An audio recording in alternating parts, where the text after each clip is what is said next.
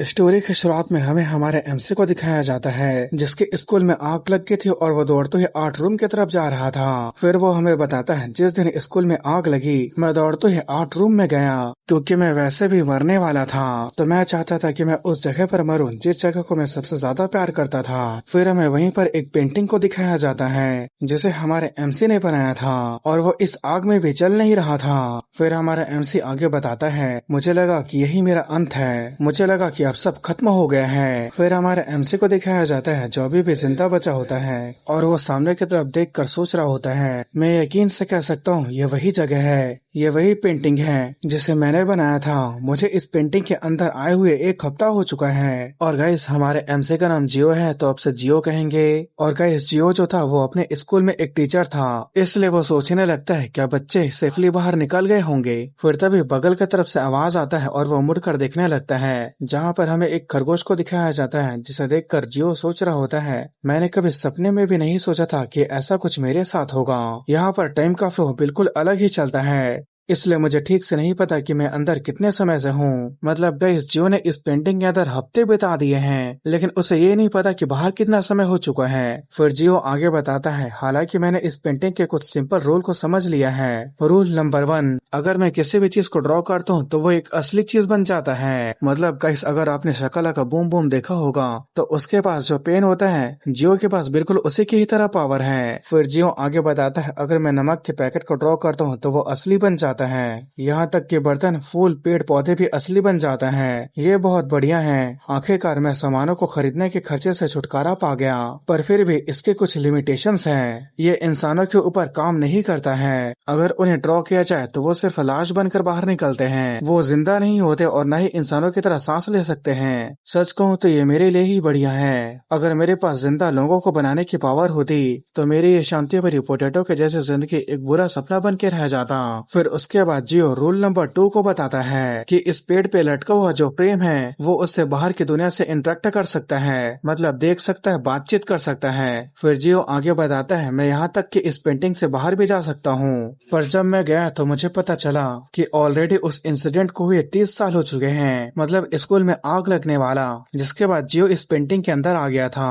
फिर जियो आगे बताता है अगर एग्जैक्ट कहा जाए तो 31 साल हो चुके हैं। ऐसे लग रहा था कि उस दिन के बाद बाहर की दुनिया पूरी तरह से बदल चुकी है। फिर हमें एक लड़की को दिखाया जाता है जो कहती है वो कमीना बाहर आ रहा है और उसी का ही एक टीममेट होता है जो कहता है पूरी पावर से उसके ऊपर अटैक करो। और उसके पास आर्चरी की पावर होती है जिस वजह से वो एक एरो का अटैक करता है और वो एरो कई सारे एरो में बदल जाता है और वो एरो का अटैक एक बड़े से मॉन्स्टर के ऊपर किया गया होता है। और उन्हीं सबको सोचते हुए जियो आगे बताता है मैं इतना कॉन्फिडेंट नहीं हूँ कि मॉन्स्टर से भरे हुए इस मॉडर्न सोसाइटी का मैं सामना कर सकूं। एक पोर्ट्रेट फ्रेम के अंदर होना चाहिए, बाहर की दुनिया बहुत खतरनाक है। फिर उसके बाद जियो अपने पेंटिंग के अंदर आ जाता है। फिर उसके बाद जियो रूल नंबर 3 को बताता है ये जंगल अपने आप में ही एक अलग इकोसिस्टम बन चुका है। मैंने सिर्फ एक जंगल और 2 फ्लोर के एक झोपड़े को पेंट किया था लेकिन फिर भी ऐसे पेड़ पौधे जिसे मैंने कभी ड्रॉ नहीं किया था वो इस जगह पर बिखरे हुए हैं। फिर हमें एक बड़े से पेड़ को दिखाया जाता है जिसके अंदर से एक वाटरफॉल बह रहा था और जियो पानी को लेने के लिए उस वाटरफॉल के पास जा रहा था। फिर जियो आगे बताता है और इसके अलावा इस पेंटिंग के अंदर हर एक क्रिएचर मेरे से फ्रेंडली रहता है। ऐसा इसलिए क्योंकि मैंने ही इस जगह को पेंट किया है, क्योंकि इस पेंटिंग के अंदर सभी क्रिएचर मेरा ही आर्ट वर्क है, इसलिए ये बात नेचुरल है कि वो अपने क्रिएटर को पसंद करते हैं। फिर जियो वहीं जमीन पर बड़े एक फ्रूट को उठा लेता है और उस फ्रूट को उठाते ही उसके सामने एक सिस्टम विंडो में उसका सभी इंफॉर्मेशन आ गया था।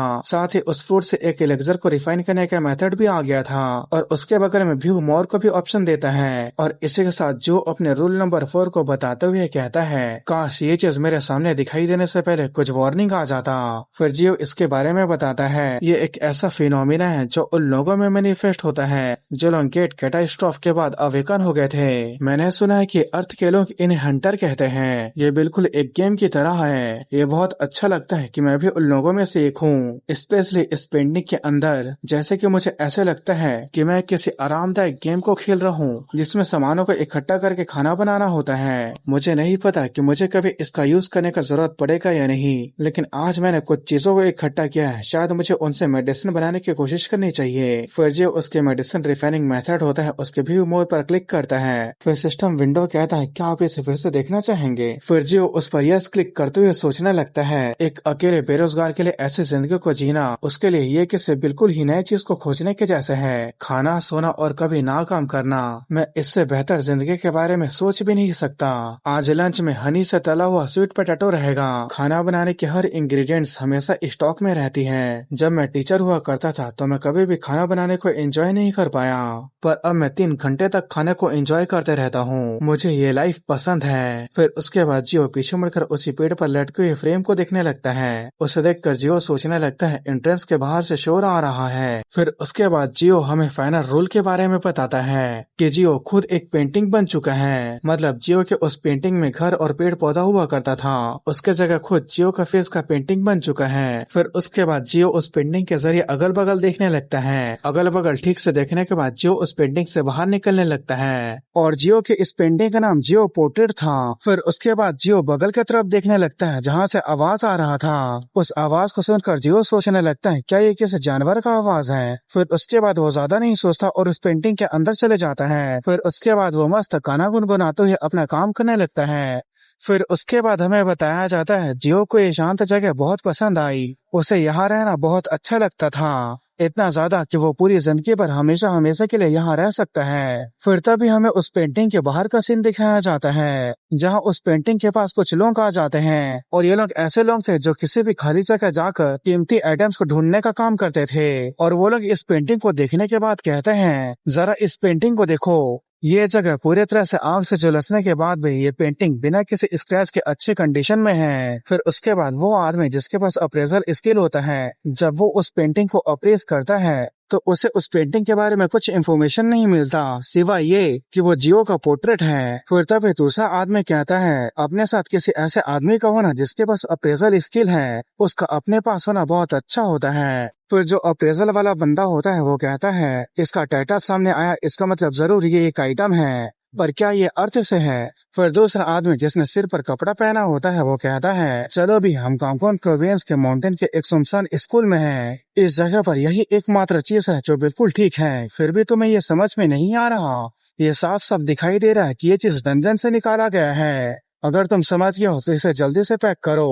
फिर दूसरा कहता है क्या तुम्हें लगता है कि इसकी अच्छी कीमत मिलेगी। फिर पहला कहता है मुझे नहीं पता, लेकिन कलेक्टर गिल्ड इसके लिए पागल हो जाएगा। चलो एक बार बेहद अमीर होने का मजा उठाते हैं। फिर उसके बाद वो उस पेंटिंग को पैक करके वहां से लेके चले जाता है। फिर हमें उस पेंटिंग के अंदर उस पेड़ को दिखाया जाता है जिसपे वो फ्रेम लटका होता है। उस फ्रेम से दिखाया जाता है जियो का पेंटिंग उस विलेज से निकल के सिटी में चला जाता है। फिर उसके बाद उसे किसी वेयर हाउस में रखा जाता है। फिर वेयर हाउस के बाद आखिरी में उसे किसी ऑक्शन में बेचने के लिए रख दिया जाता है और उस पेंटिंग को देखकर वहाँ काफी सारे लोग हैरान होते हैं। फिर उसके बाद कई सारे लोग उस पेंटिंग के ऊपर बोली लगाना शुरू कर देते हैं। फिर एक आदमी सबसे ज्यादा हाईएस्ट बोली लगाकर उस पेंटिंग को अपने नाम कर लेता है और ये आदमी कोई और नहीं बल्कि कलेक्टर गिल्ड का लीडर था और उस पेंटिंग को कलेक्टर गिल्ड के कलेक्टर गैलरी में शिफ्ट कर दिया गया था। और इस कलेक्टर गैलरी को कई सारे स्पेल और कई सारे प्रोटेक्टिव बैरियर से प्रोटेक्ट किया गया था ताकि कोई बाहर का आदमी अंदर ना आ सके।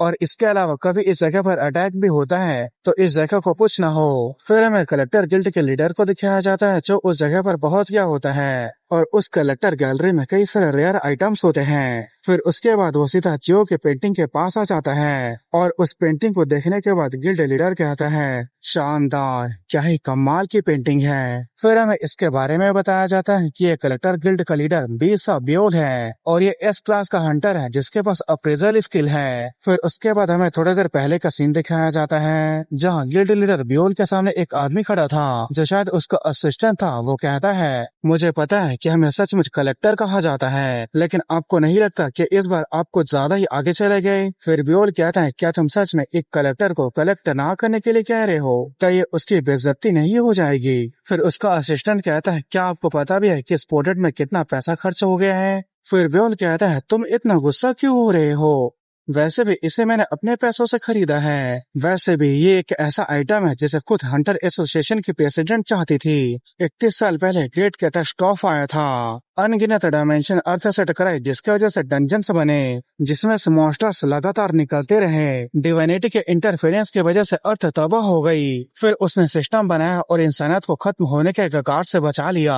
इटर्निटी के सिंबल में से एक हंटर एसोसिएशन के प्रेसिडेंट डॉन हीरा, एक ऐसी औरत जिसे आइटम कलेक्ट करने में एक भी इंटरेस्ट नहीं है, जिसका शौक सिर्फ मॉन्स्टर को पालना है। फिर भी वो इस पेंटिंग के ऊपर अंधाधुंध बोली लगाती रही। फिर उसका असिस्टेंट कहता है, क्या एसोसिएशन प्रेसिडेंट? ये सच में थोड़ा हैरान कर देने वाला है। फिर वो सोचने लगता है, एक ऐसा पेंटिंग जिसे खुद एसोसिएशन के प्रेसिडेंट भी चाहते थे।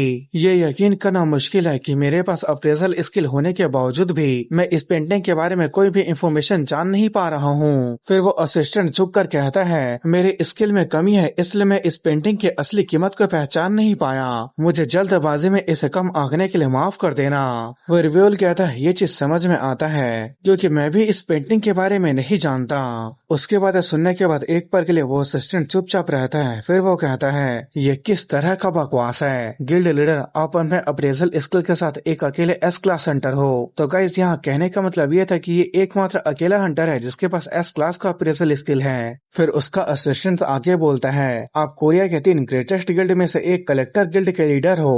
एक ऐसा आइटम जिसे आप भी अप्रेज नहीं कर सकते। अगर कुछ ऐसा चीज एग्जिस्ट करता है तो अर्थ का क्या होगा?